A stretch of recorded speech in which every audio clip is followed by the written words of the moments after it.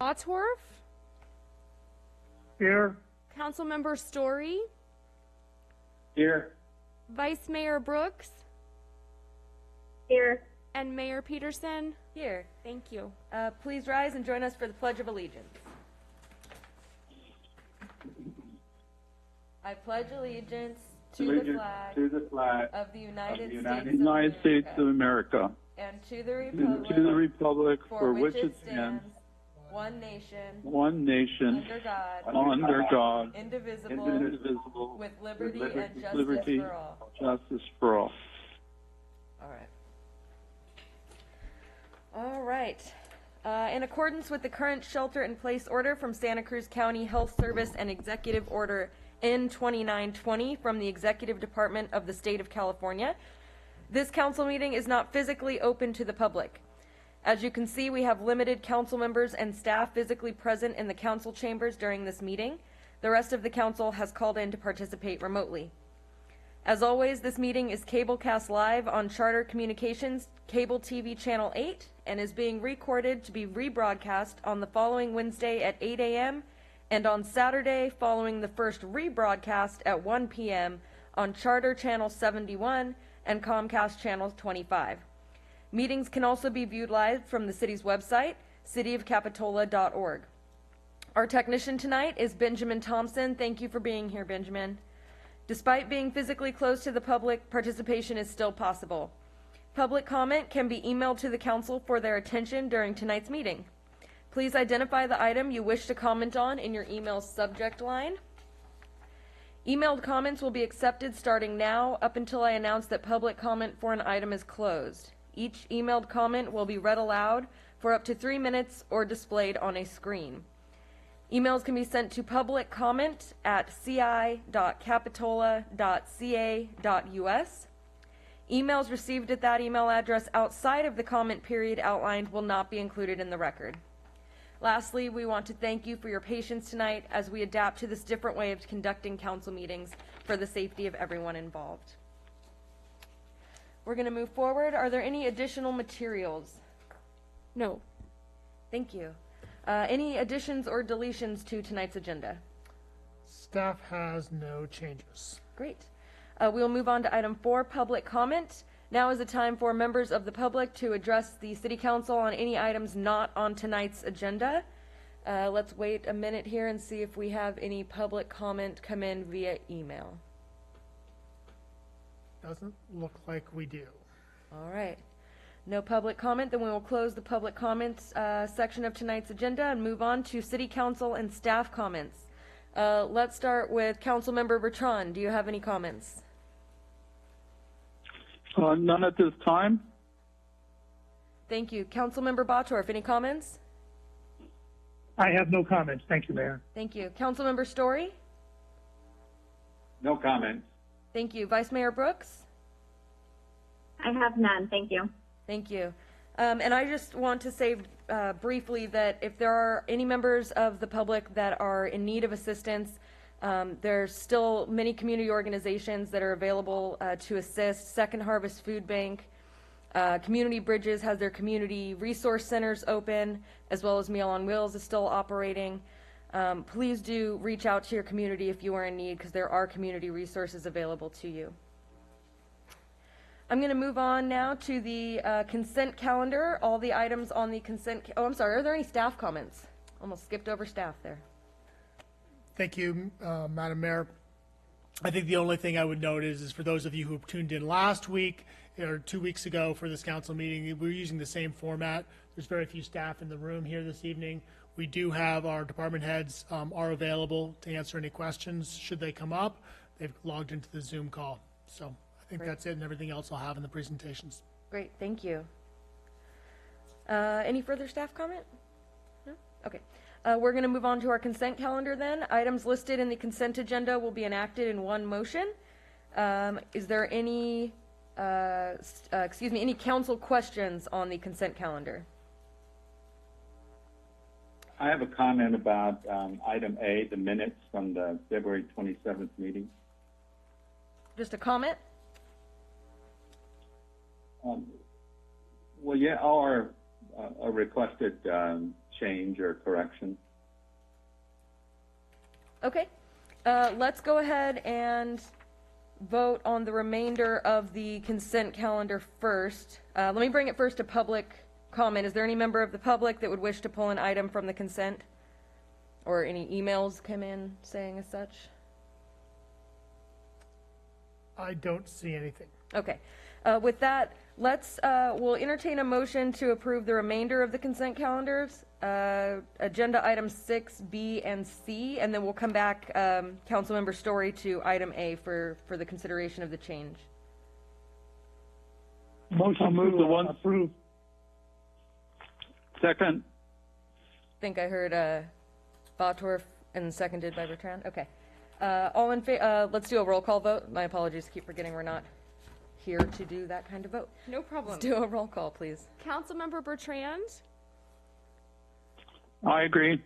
Councilmember Bottorff, Aye. Councilmember Story, Aye. Vice Mayor Brooks, Aye. and Mayor Peterson. Aye. Thank you. Thank you. So now we're going to return to item 6A on the consent calendar. Councilmember Story, you said you had a requested change? Yes, Mayor, thank you. On item D, and it's at the top of page 9 in the packet, there's a sentence that says Councilmember Story would like the city to purchase the carousel. And my recollection was that I had reservations about purchasing the carousel since we had no stated purpose for it. And I think I expressed that, and that statement seems to be fairly unambiguous, that I wanted the city to purchase the carousel, and I don't recall that reflecting back on the meeting. Councilmember Story, I was not present at that meeting, but I will double check and take what you just said, and I will amend the minutes appropriately. Yes, thank you. I think if you go back and just check the video, No problem. there was, yeah. Great. That's the only change that I had. Okay. Are there any further comments on consent calendar item 6A? If not, we'll entertain a motion to approve item 6A of the consent calendar. Also moved with the amendment. With the amendment, yes. I'll second. All right, we have a motion and a second. Can we get a roll call vote, please? Councilmember Bertrand, Aye. Councilmember Bottorff, Aye. Councilmember Story, Aye. Vice Mayor Brooks, Aye. and Mayor Peterson. Aye. Thank you. Thank you. All right, we're going to move along to item 7, general government public hearings, and we'll begin with 7A, an update on the COVID-19 emergency declaration. All right. I think I have to do this in the proper order here. Stop video. Stop video. Share I screen. think we're having some technical difficulties with our screen here in the... Yeah, it's just taking me a moment. Okay. Everything has to happen in the right order here. Great. Okay. Mayor, Council, the first thing I'm going to do is I'm going to take the mask off just to make sure that everyone can understand me, because I know that it can be challenging given everyone's different technological devices that they're using. This is the second update we've done on the COVID-19 situation. I want to talk a little bit about first the regional update. Then I want to talk a little bit about the city attorney. We'll talk about what the state's doing, and then we'll focus in on what's happening here at the city. As everyone's aware, we have the shelter-in-place order that was originally issued by Santa Cruz County Health Officer. It's now been extended through May 3rd.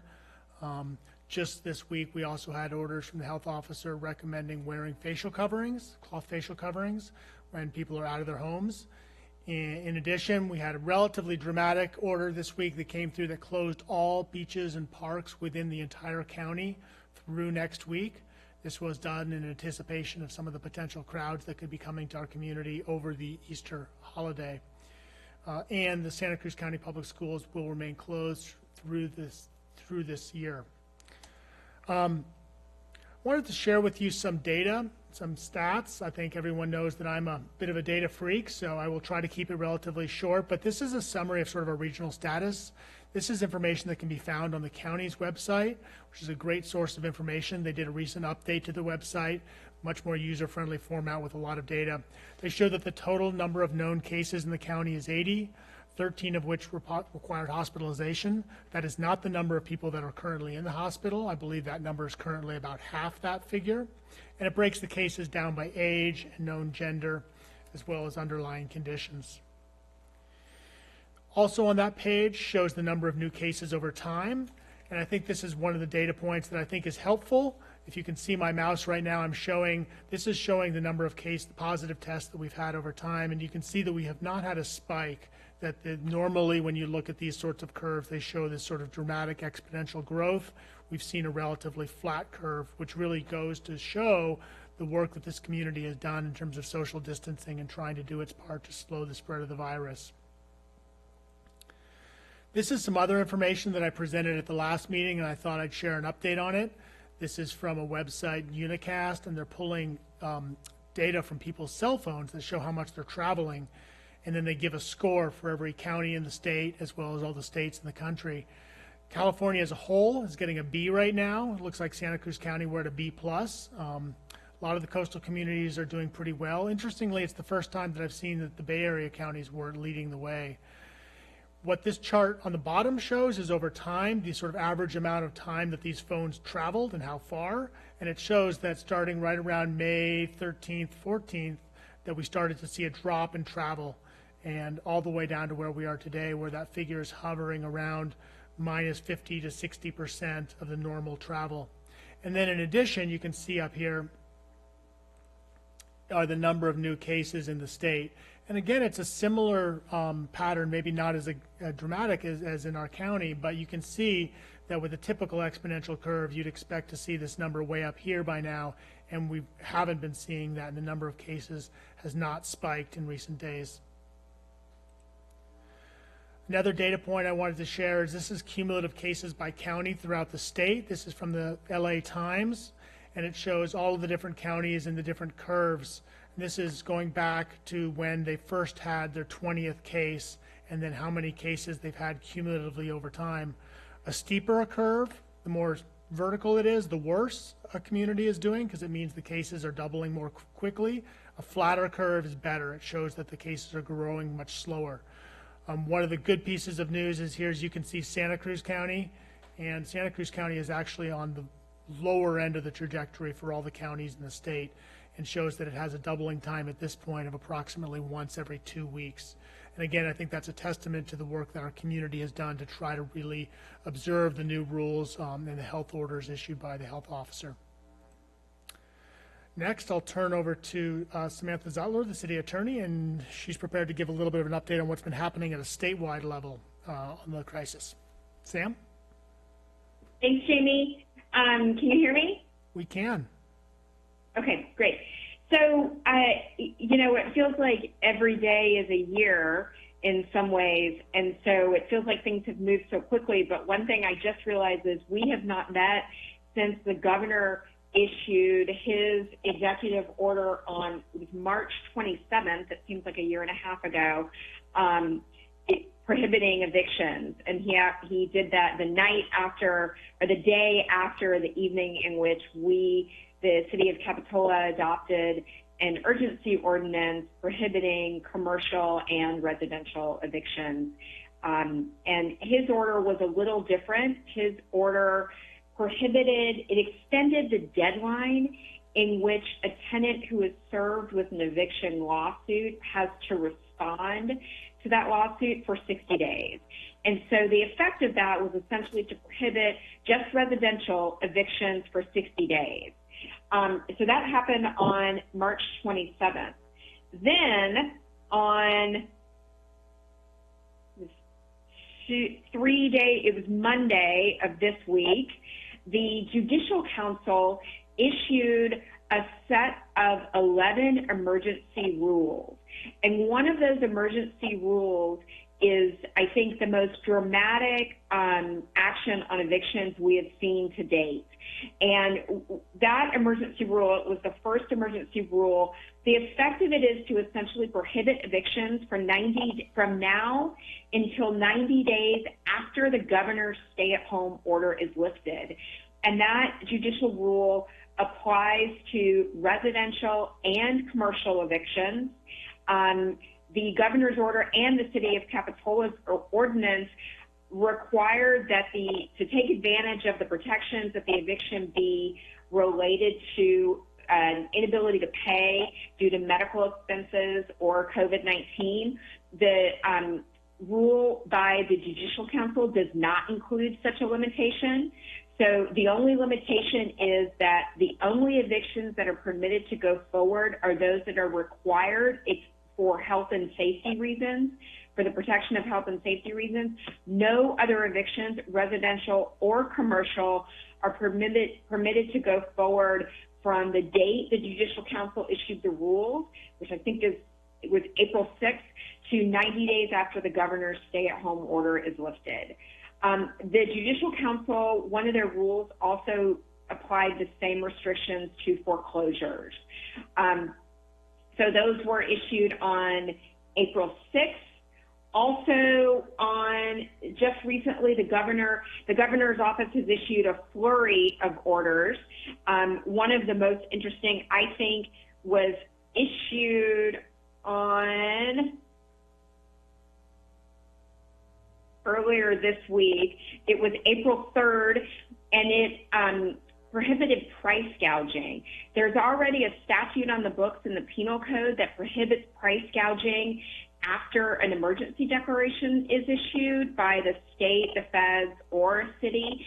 And that statute already says that certain businesses cannot, including hotels, for instance, and businesses that provide supplies that are necessary to deal with the emergency, cannot raise their prices by more than 10% within 30 days after the emergency declaration is issued. That statute has been on the books for a long time. A lot of cities relied on that or even strengthened that after the recent fires. What the governor did here was strengthen that prohibition. He extended the protection date to September 4th of 2020. He also broadened it to include all consumer goods.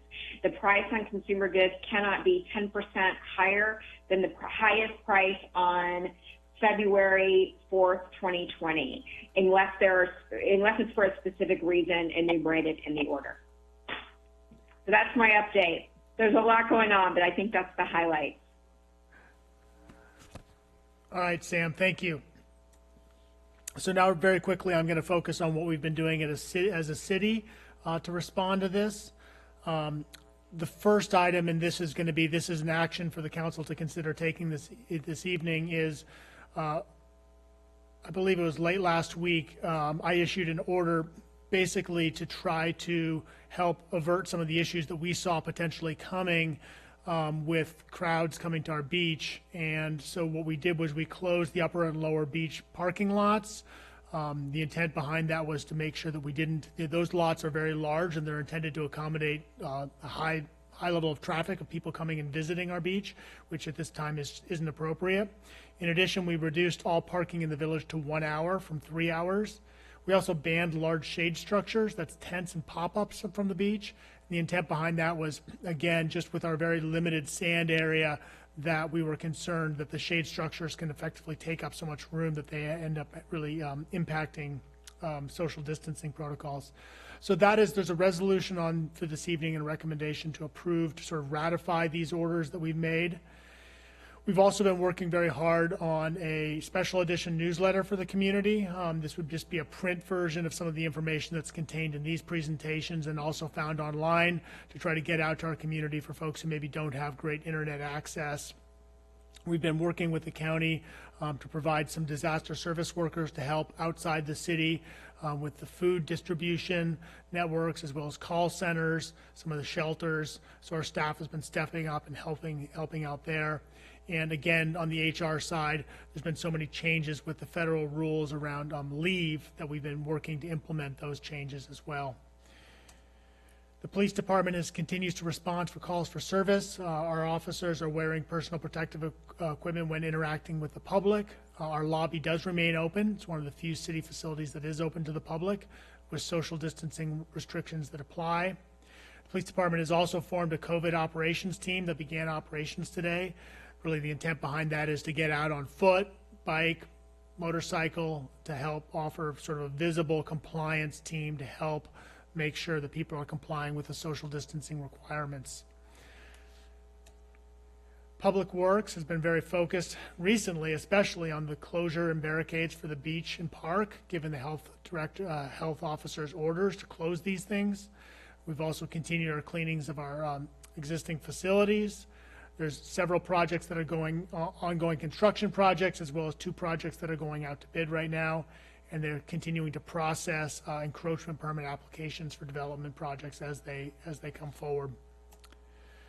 At this point, the only publicly open facility on this list is the police department. Everything else, you recall that the list was more balanced last time, but with the closure to the parks and beaches and the restrooms that are located in the parks, at this point these facilities are closed. I will note that the parks and beach and the Esplanade restrooms, we will be obviously looking out for the potential new rule or what the changes would be after April 15th, should they come into effect. Finance department, they're working remotely at this point. We're doing weekly accounts payable check processing, and we're really focused on revenue and cash flow projections for the remainder of this fiscal year and next year, because as we talked about last time, the fiscal implications of this are going to be very significant for the city, and so we're developing models and alternatives for the city to consider future meetings, what actions we can take to help avert the worst of the impacts.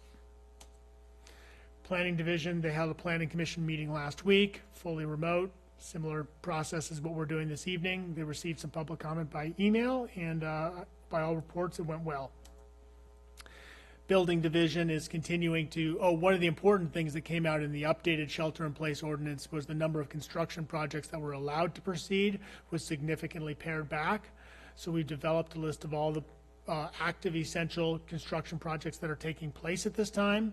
The building inspector is doing proactive patrols to make sure other projects aren't taking place, and the police department has been made aware of the list, and so that they know which projects are supposed to be being worked on at this time and which ones are not. Recreation Division, pretty interesting program that Nikki was able to launch this week, was an online public recreation program. They had 85 class participants who've signed up for the first 4-week series. A lot of positive feedback about the program, and we are also looking very hard at our summer programs about what we think we may be able to offer this summer, particularly for the youth. We will need about 5 weeks to sort of get it up and running. As I mentioned previously, we have held at this point the junior guard registration, and we'll be revisiting that and taking a look and seeing when we may or may not be able to open that up. So the recommendation for this evening is by a supermajority vote to make a determination that the hazards related to the pandemic still exist. And number 2, the second recommendation is to adopt the resolution in your packet that ratifies the emergency orders that would limit parking in the village, continue to limit parking in the village to 1 hour, closing the upper and lower beach parking lot to public, and banning the large shade structures on the beach. And with that, I'm available for questions. Great, thank you. Let's go down the line for questions from council. Councilmember Bottorff, any questions? I have no questions, Mayor. Councilmember Bertrand, questions? None at this time. Thank you. Councilmember Story? Yes, thank you, Mayor. Jimmy, I have a couple of questions. One is concerning the parking pay stations. I was wondering, are we taking any action to, wipe them down, during the course of the day? And if not, do we have signage letting people know that there are alternatives that they could use, or recommending that, they use them with gloves? Hold on, sorry about that. So that it was just, about the public's use of the parking pay stations. So that's my first question. My second question is concerning and trying to be optimistic and looking at moving beyond the shelter-in-place orders.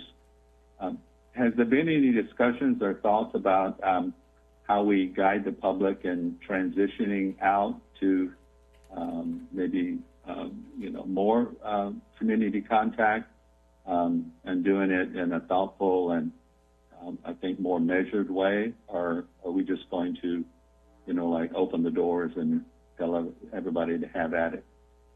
So those are my two questions, and I'll go on mute and take them offline.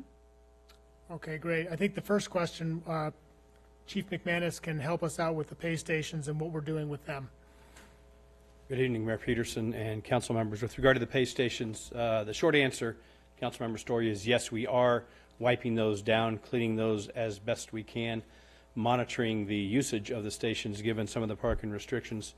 And we've been able to do that by increasing the number of hours one of our parking service officers is able to both repair, maintain, and keep those stations properly cleansed as best we can. In addition, thank you, Chief. In addition, I think we've also developed some additional signage that lets folks know that they can pay by phone. Have we been able to implement that? We have been able to. Each of the stations has the signage for the mobile app. Park Mobile. Park Mobile is a technical name. We've added additional signage throughout the Village Esplanade area to try and encourage the public to use that app. That way they can prevent touching the machines at all. We haven't looked at the numbers yet. Sergeant Evans is following up on that, doing some research. We think that we have increased participation in the Park Mobile app, and we might be able to produce a number at a later date, but I don't have that number currently. Great. Thank you, Chief McManus. So the other question was about how is this going to get unrolled? How are we going to move from where we are today in a shelter-in-place back to the next step? And that has actually been an area of some quite a bit of discussion that I've had with the other city managers as well as the county executive officer. At the end of the day, one of the realities of the situation, which is it's interesting to live through, is that the position of public health officer during a pandemic is probably one of the most powerful public sector positions somebody can have. There's a huge amount of authority vested in the public health officer during a pandemic, and they can make determinations which practically would never be possible in regular times. For example, closing all the beaches in the county. So in the conversations that we've had internally, we've talked about what do the next steps look like, and I don't think anybody has a silver bullet at this point, but I can tell you that all the conversations are focused on a stepwise approach, that what really would need to happen is that there would be some iterative lifting of some of the restrictions at times, so that maybe the list of essential businesses would expand, for example, or the allowed types of construction activity could change, and doing it in a stepwise fashion and continuing to monitor the data to understand what that's doing to the growth curves of the virus. So I don't have an answer to how it's going to work. I can tell you that the conversations are taking place, and at the end of the day, it'll be up to the health officer to issue those orders, and then us to help at a city level to help communicate with our community and enforce those orders as we move forward. Thank you, Jamie. And I would just ask if maybe you could keep us informed as these discussions evolve and conclusions are drawn finally about how we're going to start to move away from the shelter at home. Thank you. I can do that. Thank you. Vice Mayor Brooks, any questions? I do. Thank you. I have three questions about your the presentation itself, City Manager. The first question is if you can just go back and let me know what the data site that you were using with all of the graphs. I think you mentioned it, but I missed that. Secondly, how many staff of ours actually are being used or working with the county? Has anyone actually moved over to support the county? And then the last question is about the comments. At the bottom of your slide, it says to comment on this email, the public comment. And is that something that's new? And are the city council members receiving those comments as well? And those are my three questions. Thank you. Okay. So the first question, we're going to go back and look at the data. So this slide and this slide come directly from the Santa Cruz County Health Department's page on COVID-19. This page comes from Unicast, and the way I always find it is by typing in Google, and you can see the URL at the bottom of the page. I just Google that term at the bottom, social distancing scoreboard, and it pops up. These data are from the LA Times, and the URL is at the bottom of the page, and it's just a tracking site that they have that shows sort of how the different counties are faring in terms of cumulative number of cases. The next piece of your question was how many of our employees are currently serving as disaster service workers, and my understanding is it's 3 right now.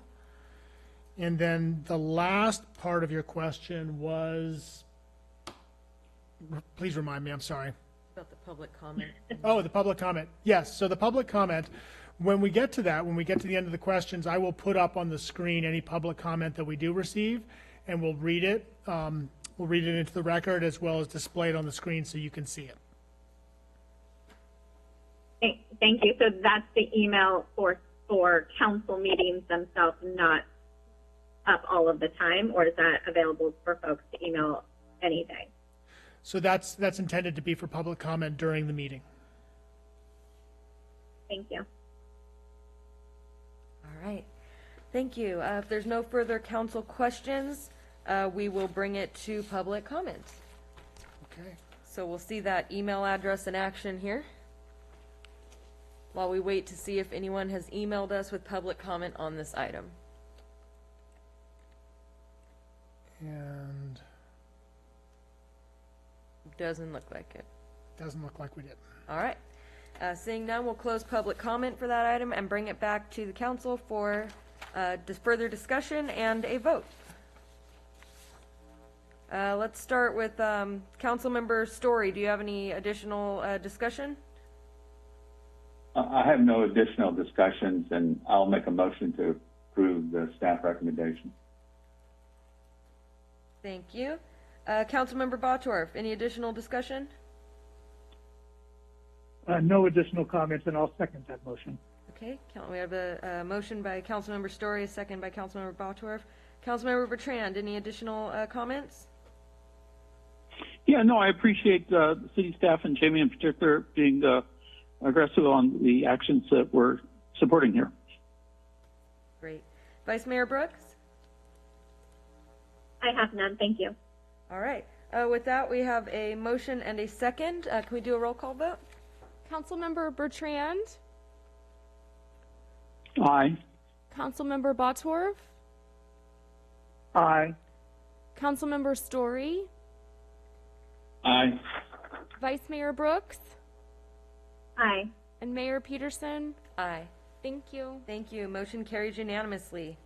We're going to move on to item 7B, a report from the Santa Cruz County Regional Transportation Commission on an approved Measure D amendment and Highway 1 projects.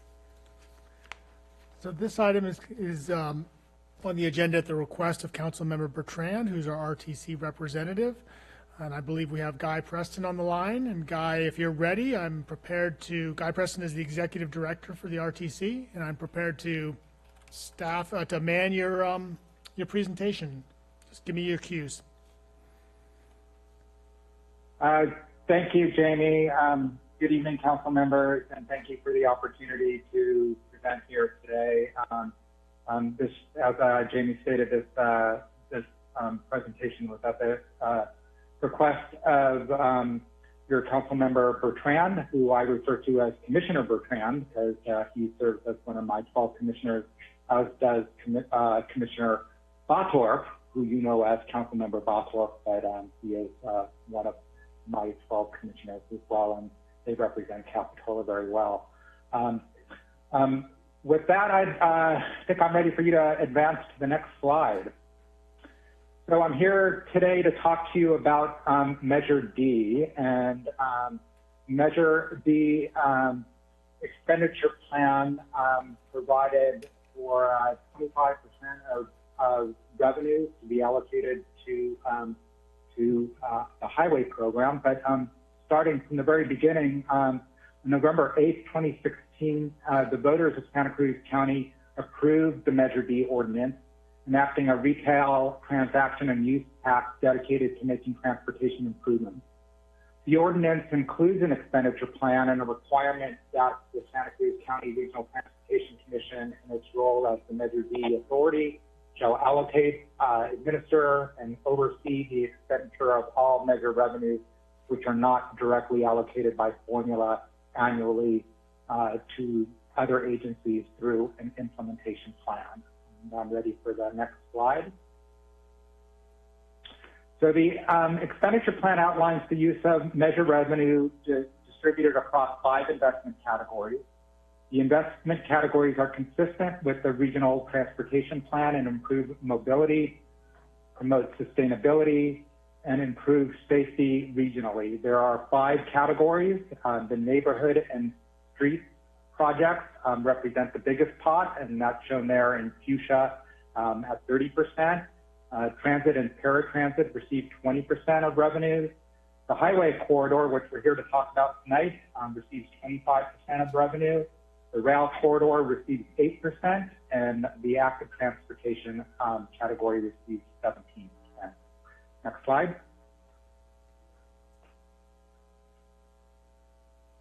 So as I mentioned earlier, the expenditure plan provides 25% of revenues to be allocated to the Highway 1 and Highway 17 corridors, and their projects are to increase the safety and efficiency of these corridors in Santa Cruz County. The highway corridor investment category of the expenditure plan states that highway investments included in the expenditure plan improve traffic flow and safety on Highway 1, especially for South County and Mid-County commuters, small businesses, bus riders, and first responders by adding auxiliary lanes.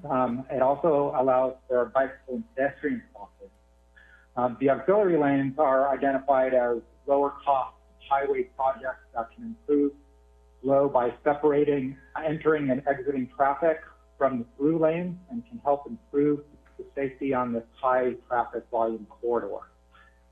We also are allowed to use expenditures for traveler information and traffic demand management, which we do primarily through our Cruz 511 program.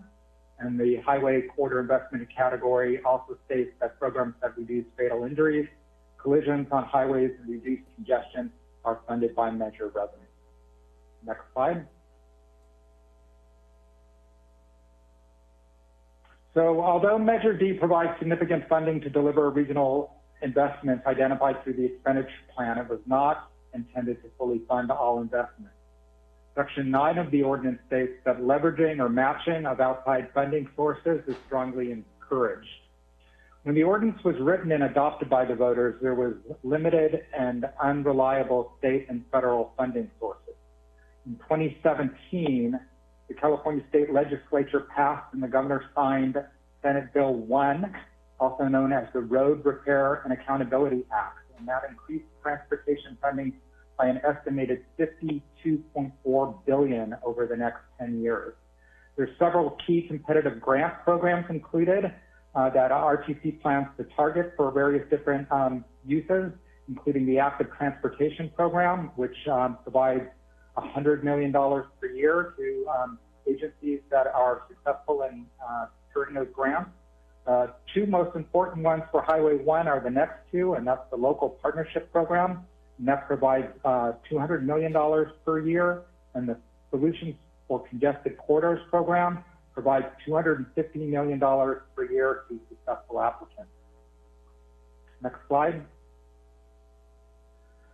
So after the Senate Bill 1 passed, RTC was concurrently working on a feasibility study. Actually, on June 26, 2018, the Monterey Salinas Transit and the Santa Cruz Metropolitan Transit District completed a project report and feasibility study on bus-on-shoulder operations for State Route 1 and the Monterey branch line, identified a hybrid lane bus-on-shoulder project on State Route 1 between Morrissey Boulevard and Freedom Boulevard interchanges as a sustainable and cost-effective way to provide meaningful benefits to transit riders in the corridor.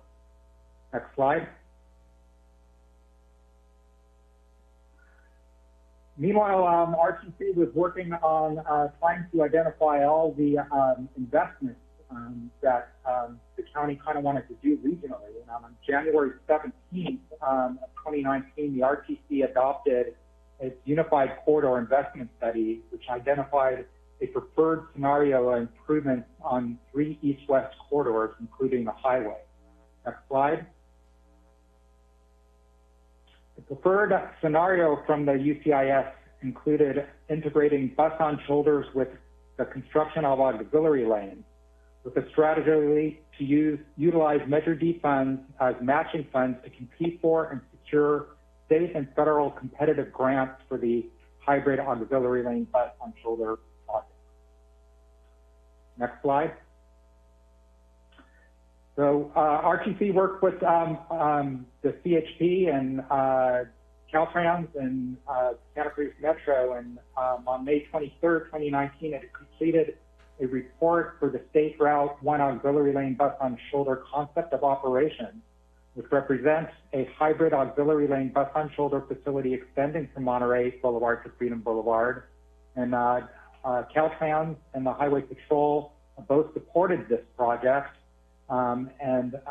This fulfills a key requirement of the legislation which allows bus-on-shoulders. And as you can see in this slide, in this picture, it kind of explains what we would be doing. We'd be building auxiliary lanes between the interchanges where the ramps come on. The blue colored area is an auxiliary lane. It shows it extending from an on-ramp to an off-ramp. And then the bus would be allowed to travel in the yellow area, which would actually be the shoulder that goes underneath one of the overcrossings. And here we show one going underneath 41st Avenue. Next slide. So the Measure D expenditure plan, this is an actual excerpt from it, and it shows that the auxiliary lanes are included in the expenditure plan, and they actually spelled out 3 specific ones: 41st Avenue to SoCal Drive, Bay Porter to Park Avenue, and State Park to Park Avenue. I'd also mentioned bicycle and pedestrian overcrossings, and then you see down there at the bottom the highway safety and congestion reduction program. So when I first looked at this, I saw auxiliary lanes included, and I also saw that programs that reduce, improve safety and congestion reduction was also included. So I was working with the commission and trying to see if we can expand the program. So I brought an item to put out an RFP to put out an additional 2 sets of auxiliary lanes, and they directed me to move forward. However, I received a comment that we specifically didn't include those 2 additional auxiliary lanes in the Measure D expenditure plan, and they requested that we actually amend the expenditure plan to be able to move forward with those 2 additional auxiliary lanes. Next slide. So the ordinance does allow the Measure D expenditure plan to be amended to provide for the use of additional federal, state, and local revenues, to account for unexpected revenues, and to take into consideration unforeseen circumstances. If we are to amend it, it has to be initiated by the authority, reciting findings of necessity. We need to provide notice after that has been done to the Board of Supervisors and City Councils, which I did immediately after the record of necessity findings were made by the Commission, and then that amendment becomes effective 45 days after the notice was given, and that became effective on March 23rd. Next slide. So this is actually an excerpt of the amendment. You see it's a pretty minor amount of language that was added. We just added the 2 sets of auxiliary lanes, and we actually decided that it would be prudent to add bus on shoulders, be specifically called out as a highway safety and congestion reduction program. Next slide. So this is a summary of what we're trying to do here on Highway 1. We're doing it in phases. If you look over to the right side, you'll see Highway 17. The first set of green lines you see are the existing auxiliary lanes between Morrissey Boulevard and Soquel Avenue. You see there in fuchsia would be the bus on shoulders going underneath the Soquel Avenue overcrossing. Then you'll see a new set of auxiliary lanes from Soquel to 41st Avenue. And then the bus on shoulders would continue from there. That 2.75 mile phase 1 is well underway. Portion of it has already been built as previously explained. The section from Soquel Avenue to 41st Avenue, we're in final design right now, and we're working on our applications for Solutions to Congested Corridor Program funding. Phase 2, it would be 3 miles long and would include 2 additional sets of auxiliary lanes from Porter to Park and from Park to State Park. That project is currently in the environmental stage and will be advancing to design soon thereafter. That project also is going to be included in our application that we're going to submit in either June or July, depending on when the CTC decides our applications are due. We hope to have funding for those for phase 1 and phase 2 applied for by that deadline. And if we're successful, phase 1 could be under construction in 2021. Phase 2 could be in construction in 2023, 2024. And then the new sets of auxiliary lanes that were added by the amendment from State Park to Rio Del Mar and from Rio Del Mar to Freedom Avenue. We have already hired a consultant and they're starting the environmental phase right now. And in 2 years, there'll be another round of funding, and we hope to apply for funding for that round, and that would complete the bus on shoulder corridor from Morrissey Boulevard to Freedom Boulevard. And that concludes my report, and I'd certainly be willing to answer any questions that council members or the public might have. Great, thank you so much. Let's go down the line with the council members here. Councilmember Bottorff, any questions? I have no questions. Thank you for that report, Guy. Councilmember Bertrand, any questions? Yeah. I was wondering, Guy, Executive Director Guy, would you give a little more description of what the Bus on Shoulder program does and how that'll help us in the high commute times? And also talk a little bit about how this whole overall program in the 3 stages should increase the efficiency of the highway corridor. So the problem, we've been supporting transit in this county since the 1970s. We had the county passed a half-cent sales tax that's dedicated to Santa Cruz Metro in the 70s. And we have a pretty good bus system. The problem is our buses get stuck in the same traffic that single occupancy vehicles get stuck in on the highway. You know, there's only so much room on the highway. There's only so much money to be done, and you know that we have to complete our projects. So we're trying to convince people to get out of their cars and ride the bus instead of using their vehicles by themselves. And we believe that that would be a good way to reduce congestion on the highway system. The best advertisement for the bus would be to see the bus moving by all the cars sitting and idling in traffic. But we also do think that the auxiliary lanes do relieve traffic as well. If you have driven on Highway 1 pre-COVID-19, it's pretty much a standstill, except in the area where the auxiliary lanes were already constructed. It moves pretty well there. So we do think it's going to provide some relief to the average traveler. But over time, you know, once you provide a certain amount of relief, it starts to fill up. So the buses would be allowed to drive in the auxiliary lane. They'd be allowed to go across the gore points and underneath the overcrossing and bypass all that traffic. And we believe that by doing so, that will increase transit usage, and that would also reduce congestion on the highway system.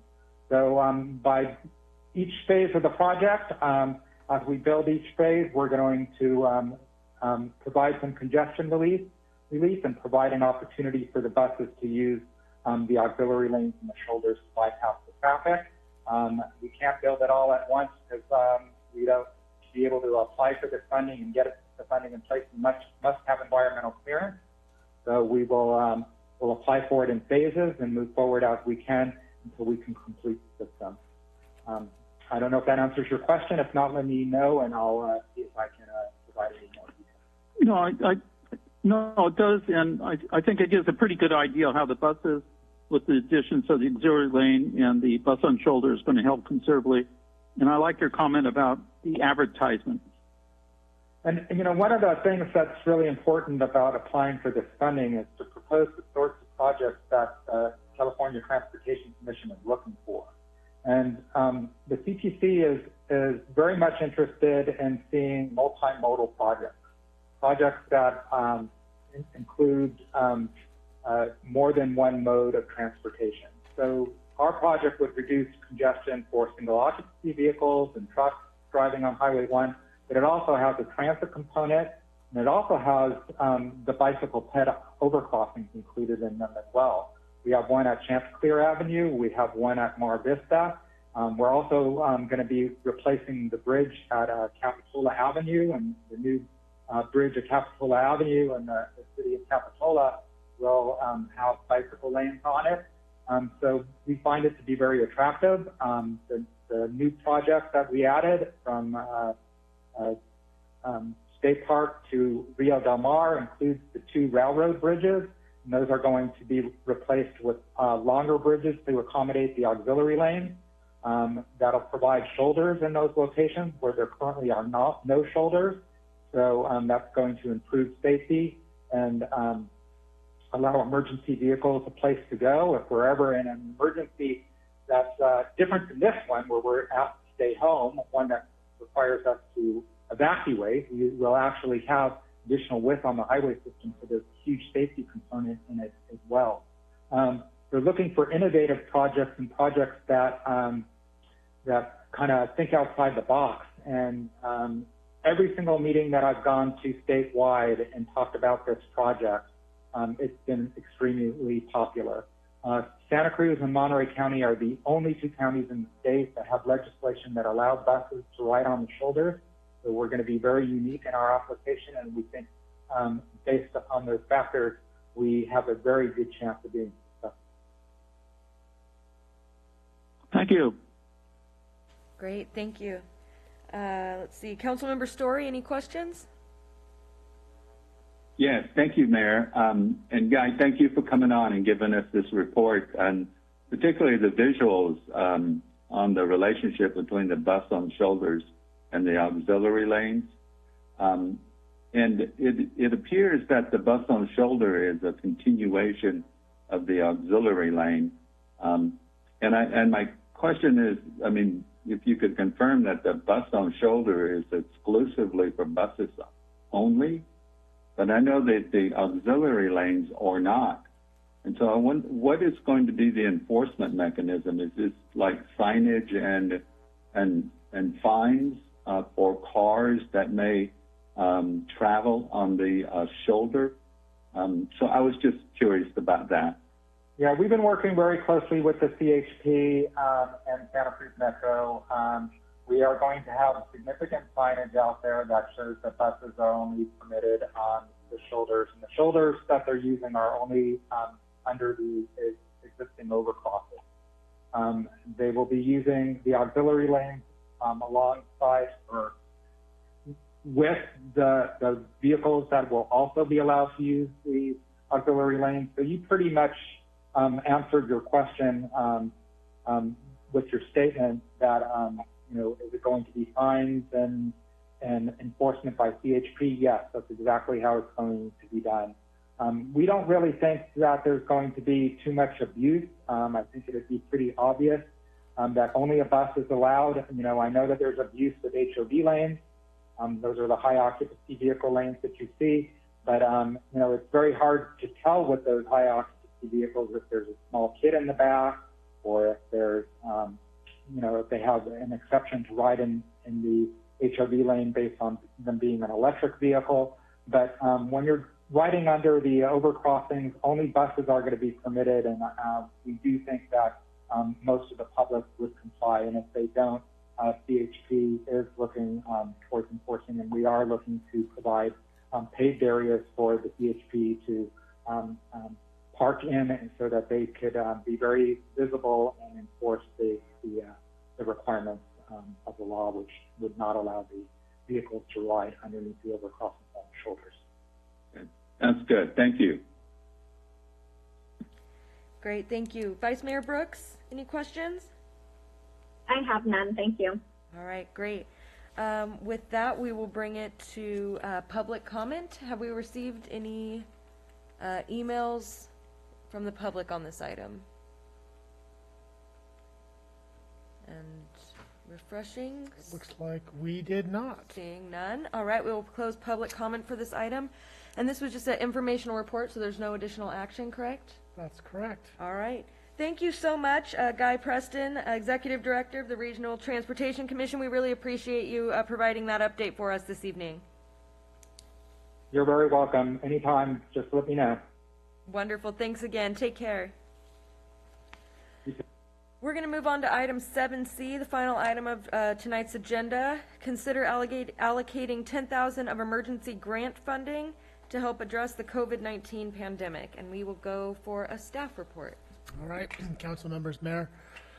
This item is on the agenda at the request of Mayor Peterson, who suggested that we could get an item to talk about utilizing the $10,000 of emergency grant funds that were set aside to help in the event that some need arose in our community. I think it was insightful to put this funding aside. I think just none of us could anticipate how great the need was going to be when that need did arise. So we've identified some potential uses for the grant funds. This first one, building off what Mayor Peterson mentioned at the last meeting, is to help offset the cost for personal protective equipment that the city has been incurring. Really for the police department, public works, other employees. We're looking at some decontamination equipment that would be utilized by officers as they went back into the station after their shift. We estimate that about $5,000 is sort of our total spend at this point on PPE, extra cleaning equipment that we've been using to date. Another idea is about, I mentioned earlier, the online recreation classes. We're trying to buy down the cost, if you will, to help community become engaged in this new recreation offering, as well as keep the recreation department moving and active through this shelter-in-place order. And so one suggestion would be that for the 85 class participants, we've been waiving the $18 registration fee. We could use that to sort of help supplement that account to help buy down the cost for the community, as well as sort of help the recreation department pilot another lower cost option. A couple other ideas. We've been looking at a website update. We're actually due for one. The downside, so the website obviously is much more important than it was before, given the fact that City Hall isn't accessible and so many people are now accessing information from the city on the web.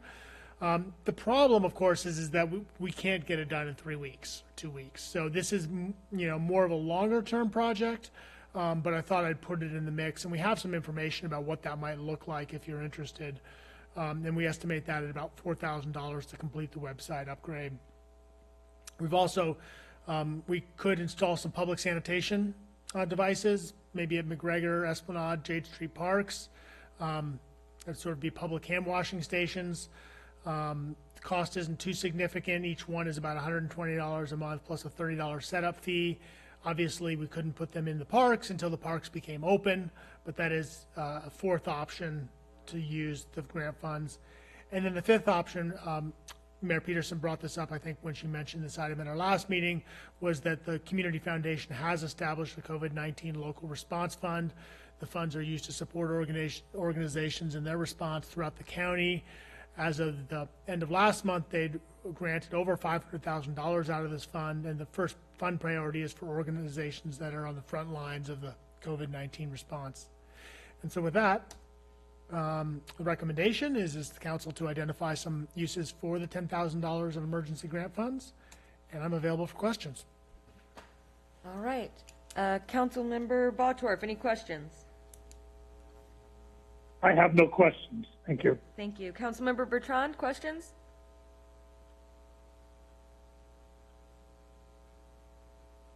Right. So how fast can we act on the improvement of the website?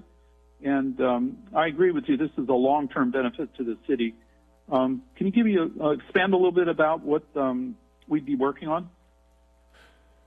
So I'm going to turn to the clerk who's been spearheading this effort. So the question was, is could we fast track the website update? And are there any options to get that down, or is the 3 to 4 months really the minimum you think it would be necessary?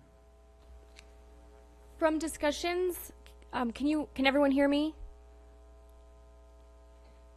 Yeah, I can hear you. Okay, great, thank you. So from discussions I've had with our staff and with our representative from our website manager, the 3 months is a short period of time compared to what they have discussed. So that would be the soonest I think we could get a really, really nice product for the community up and ready.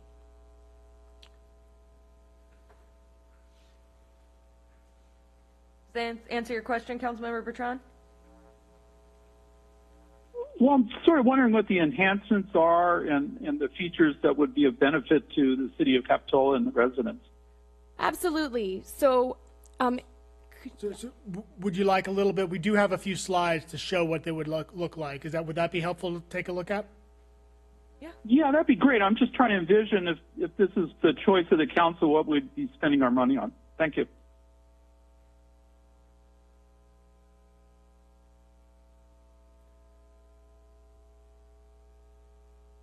okay, so thank you, council and mayor.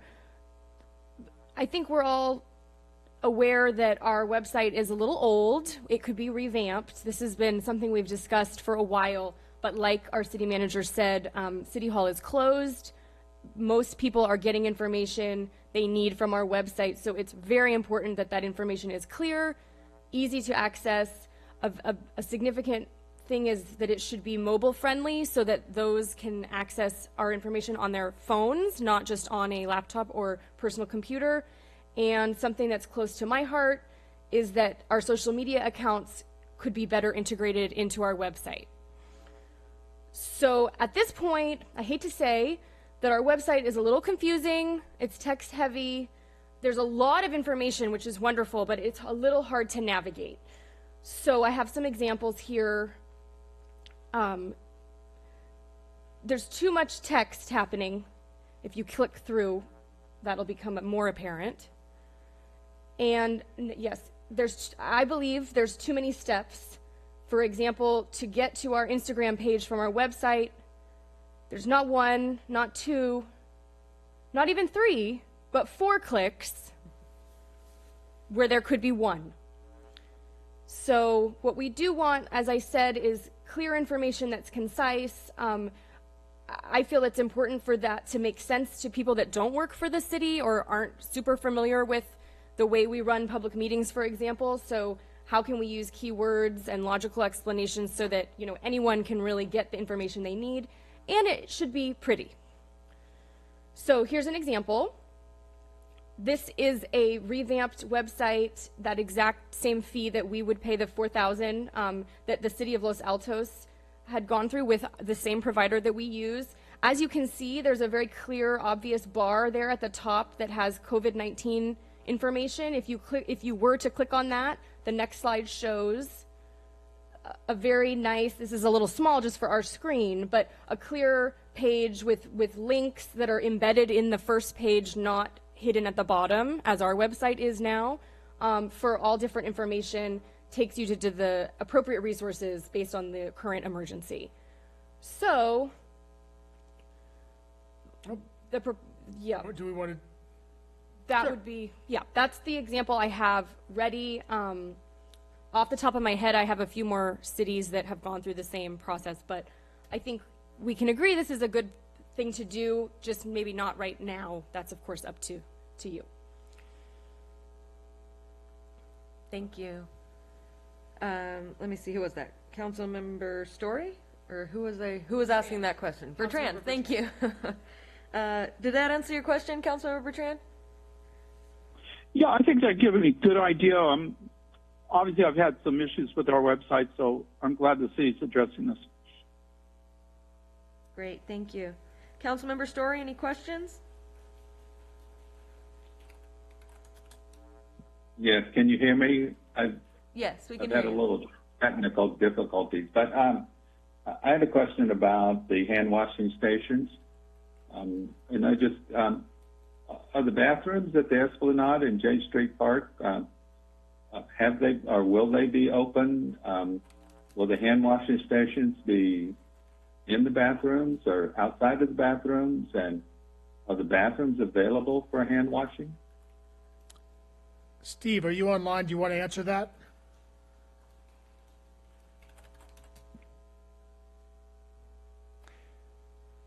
I'll take a stab at the answer. So in general, the bathrooms are available for hand washing. Obviously, they're not accessible now, so they are closed.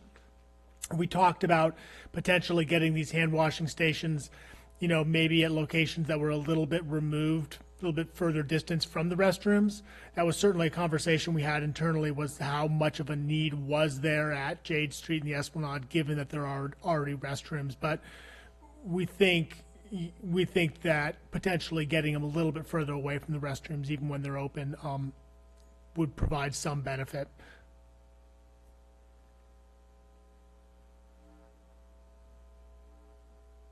Does that Okay, answer? thank you. All right, thank you. Vice Mayor Brooks, any questions? I have none. Thank you. All right, thank you. I thought I had a question, but maybe I don't. So, we will bring this to public comment. Did we receive any emailed public comments on this item? The wrong thing. Do a quick send and receive to make sure. It's interesting, the Planning Commission got, I think, 3 or 4 public comments. Wow.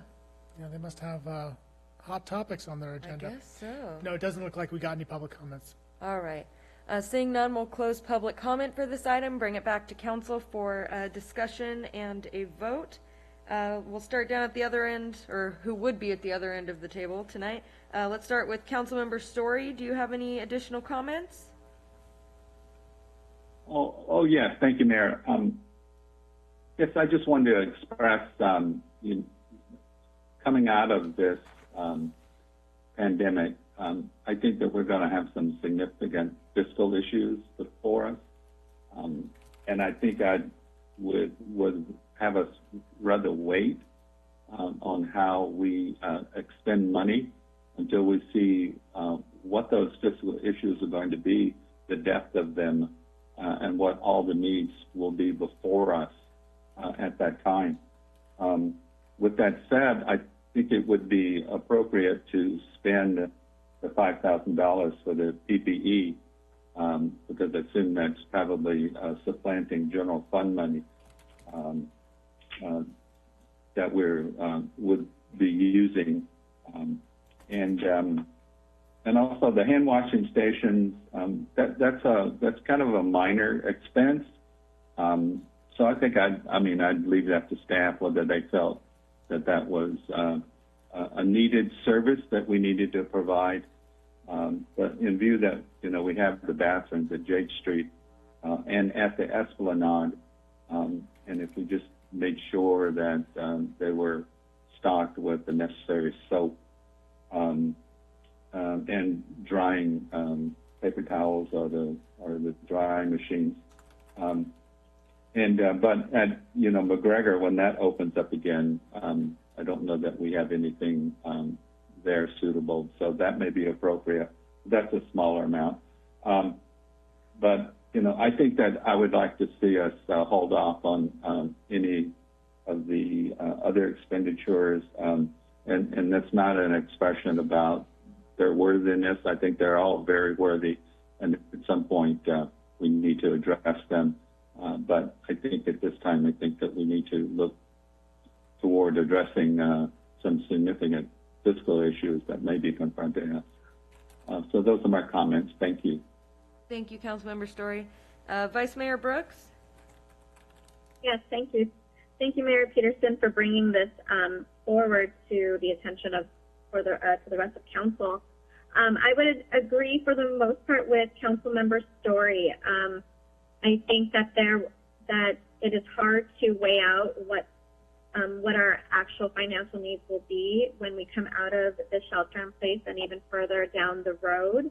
I think that the funds should be utilized directly for the PPE, the $5,000 there, and then be released to the rest to the general fund at the discretion of staff to decide where to supplant the rest of it afterwards. So those are my comments. Thank you.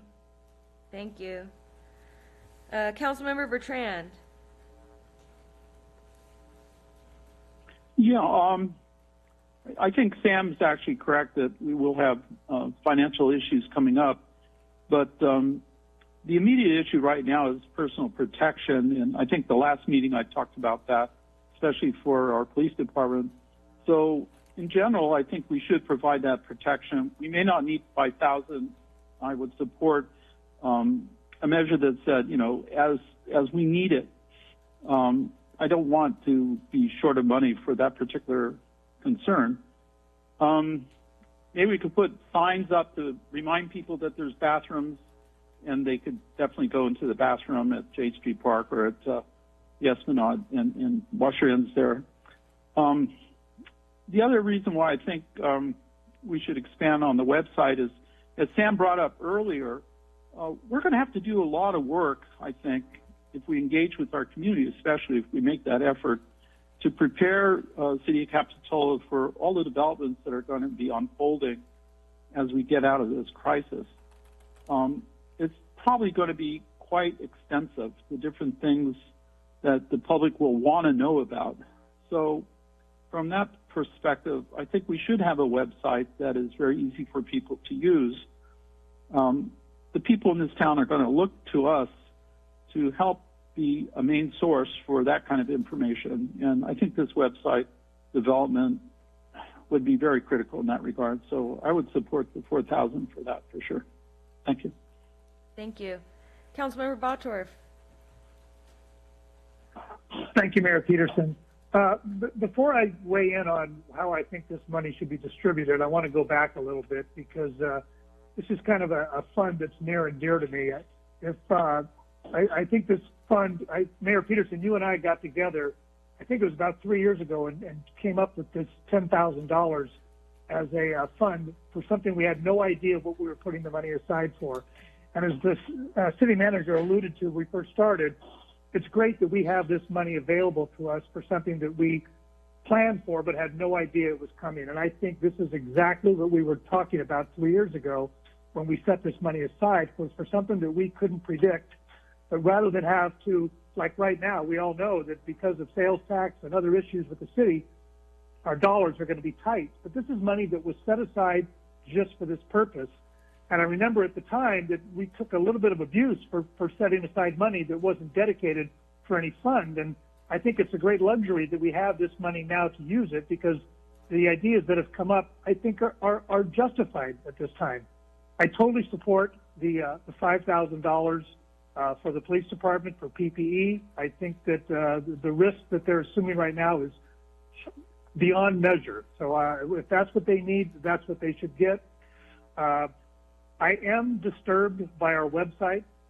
This is how, as we sit at home, as the public sits at home, as they try to reach out and find out what they can, this is where they need to go. And the fact that I think Chloe put it very delicately when she said that our website is woefully shortcoming. So I think that as we move forward and the public's going to go to us, it should be very easy for them to find what they need. So I think that this probably would be a good use of the funds. And the money for the hand washing, we can't keep people staying at home all the time. They want to get out. We're telling them to, social distance. We're telling them to wash their hands. I think that personally, I feel that our parks are woefully inadequate for what we provide. We have parks that don't have bathrooms, don't have a place to wash your hands. So in this case, places like McGregor and Jade Street and the Esplanade where the hand washing would come in, I think all three of these are a good use of money. I would, the amounts were recommended, I think are, they could be adjusted. I mentioned to the mayor that I said, I think this is a great idea that you brought this forward. However you wanted to allocate the funds, I would support that. So I'm not going to nail down any final allocations of funds right now, but I do believe that all three of the ideas that were mentioned were good. And if there happened to be any money left over to go back into the city general fund, that would be fine too. So I will support this measure, whatever the allocation that the mayor recommends is what I tend to be leaning towards. Thank you. Thank you. Okay, so it sounds like I would agree, and it sounds like all the four of us, all the rest of the council members would also agree that we feel that the personal protective equipment is first and foremost one of the important things for us to spend these funds on to ensure that our first responders, our police, our fire are safe as they're out continuing to do their essential services and keeping the rest of our community safe and protected. So that's my first comment, is I think the PPE would be the most essential. I'm split on the remainder. I agree that we're probably going to be facing some financial difficulties when we come out of this, and we're going to need to consider how much of this emergency fund we might want to save until that time. But I also agree that our website is incredibly important, since that's essentially the front door of the city right now. That the hand washing stations are vital. Once our parks reopen and we have more people out in the community, to have those kind of sanitation stations would be very important. And I'm also intrigued by the virtual recreation, that it was for a virtual recreation, correct? Yeah. Because for as long as this shelter in place stays in order, I think if we're asking people to stay in their homes, as much as we can do to encourage them to do that, and provide them some kind of recreation that's beneficial to mental health during this time, I think would also be very important. So I guess I'll open it up for further discussion and a motion, but I think that we can all agree that the PPE, the personal protective equipment, is first and foremost one of the most important things we spend these funds on. If I may, Mayor Peterson, go first with some comments? Yes, please. Sure. Thank you. So hearing the feedback from the rest of council, I'm not sure how realistic this would be, and maybe our city manager can help with maybe setting the priority, saying that the PPE is our first priority, then the website. For me personally, if it were to come down to the hand washing stations or the recreation department and supporting them after the shelter in place, I fully believe that or during the shelter in place with our beaches being closed, I really feel it's important that we support our community members in other ways possible. And I think offering discounted recreational opportunities via virtual platforms is important. So for me, if we were to release these funds for the these emergency funds, and thank you, Councilmember Bator, for reminding us what it's supposed to be used for, I would say that my priority would be to spend them first with the PPE, then the website, then the recreation, and if there were enough left, then to look into the hand washing station. Thank you. Thank you. Mayor Peterson, I'm prepared to make a motion if you're ready for that. Sure, go ahead.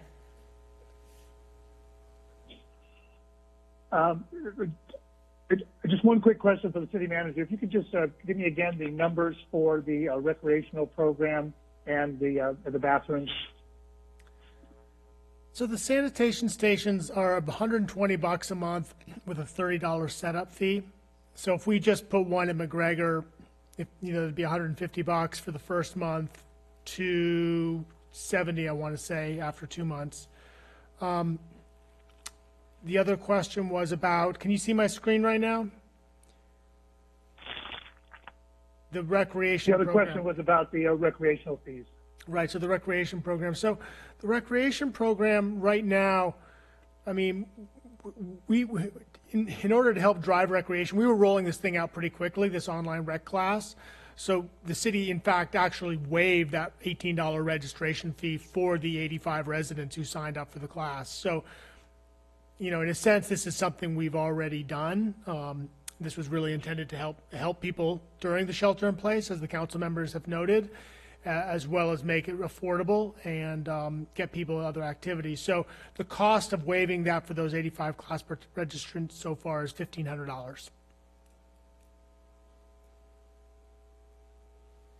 Okay, thank you. I'll go ahead with the motion. My motion is to allocate or utilize the grants fund money for the amount of $10,000 to be distributed in the following fashion: $4,500 for PP&E, $3,500 for the website, $1,530 for educational, the recreational program, and $470 for bathrooms at necessary parks. I'll second that. All right. All right, so we have a motion and a second, so I'll go to the two that weren't part of the motion or the second. Vice Mayor Brooks, any additional comments on that motion or on the item? I have none, thank you. Okay. Councilmember Story?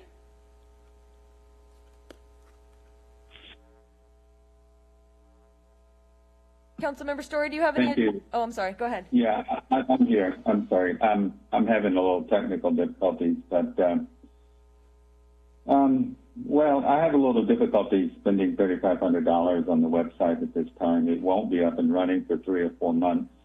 I think that we should be keeping our attention on the impacts of this of the current emergency. I would just limit it. I mean, the request for the PPE was actually $5,000, both for the police, public works, and for employees. I think that should be fully funded at this time. So that's what I would prefer, that we would have focused on those things, and spreading it around in this fashion and not knowing what we're going to be confronted with even before these emergency orders are terminated. This all feels premature to me. And so for that, I'm not going to support the motion as it's stated. Thank you. Thank you. Councilmember Bertrand, any additional comments? No, I like the idea of what the Vice Mayor said in terms of the prioritization, which I thought was a good way to focus our comments. And I agree definitely that PPE is protecting our employees, especially police and anyone in direct contact with the public, like public works, primary.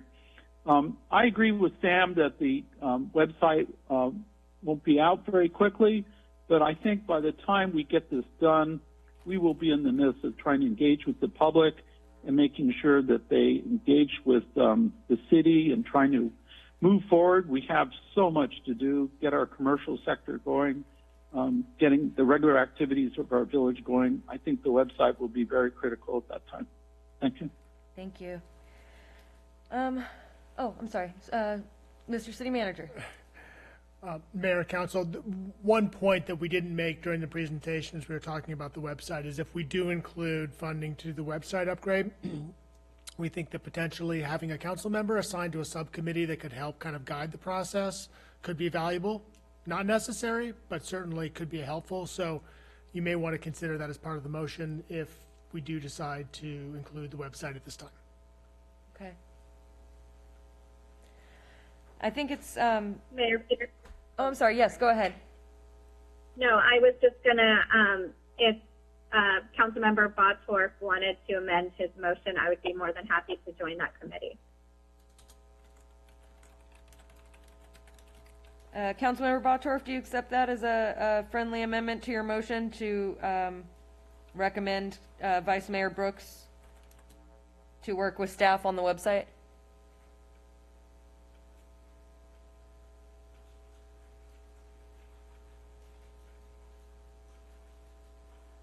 Did we lose him? Ed, And I think your microphone might be muted. I'll take that as a yes.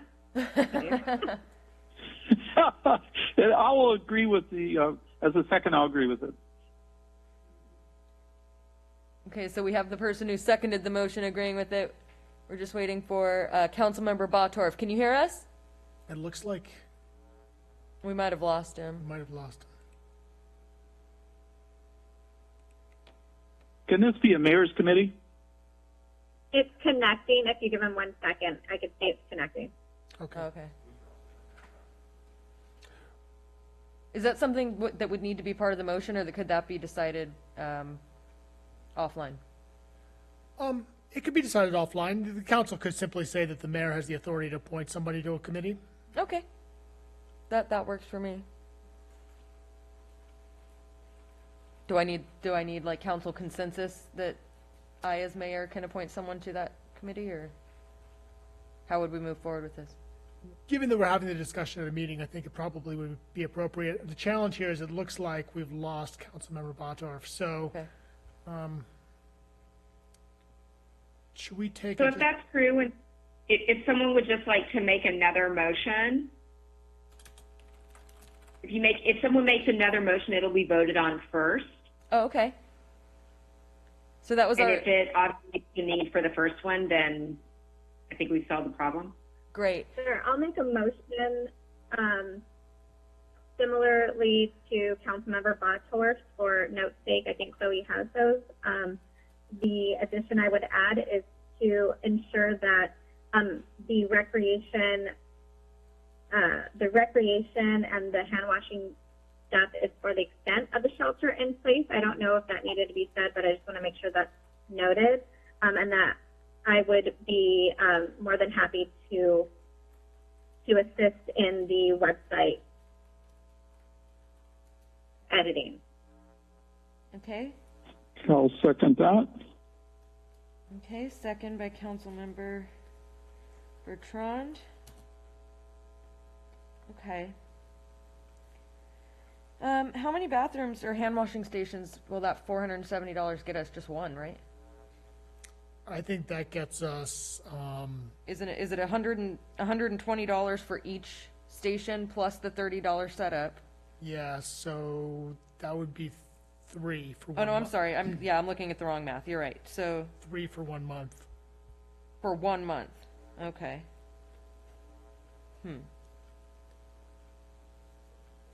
Mayor Peterson, are you thinking that we should amend it if it's just 3 for 1 month versus me saying the extent of the shelter in place? Is that your concern? My only concern is if we say for the extent of the shelter in place, we need to have the funding to be able to continue it. And right now it would be about $400 a month for three sanitation stations to be set up. I hear you. Yeah. Yeah, I agree.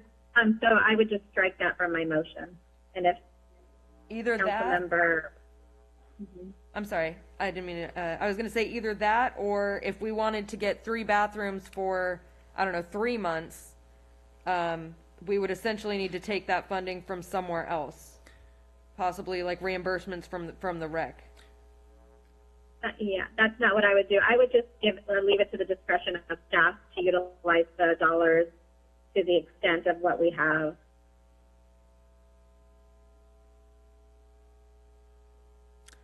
Okay, so what I'm hearing is it was $3,500 for the website, $1,500 to help out with rec, and then I think the remainder, although I don't think there is any remainder with $3,500 plus $1,500. Oh, in the PPE. Yeah, I have 4,500 for PPE, 3,500 for the web, with Yvette serving as a council liaison. Correct. $1,500 for the rec department, and it leaves, or $1,530 for the rec department, and that leaves about $470 for bathrooms. So that's about 1 month, or sanitation stations, not bathrooms, excuse me. That's about 1 month with 3 locations. For the 3 locations. For the 3 locations, yeah. I mean, as a recommendation, I think, you know, the This recreation. is Councilman Bottorff. Can you hear me? Hey, yes, welcome back. You're back.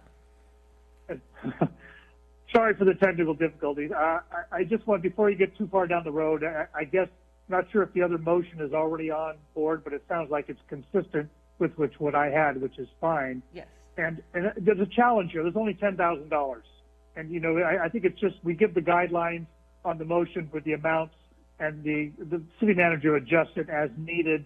You know, maybe you don't need all the money for PPE, maybe you need it for the bathrooms, but I think there's enough of a guideline to get some essential things with all that we have. Yeah. That's just my 2 cents.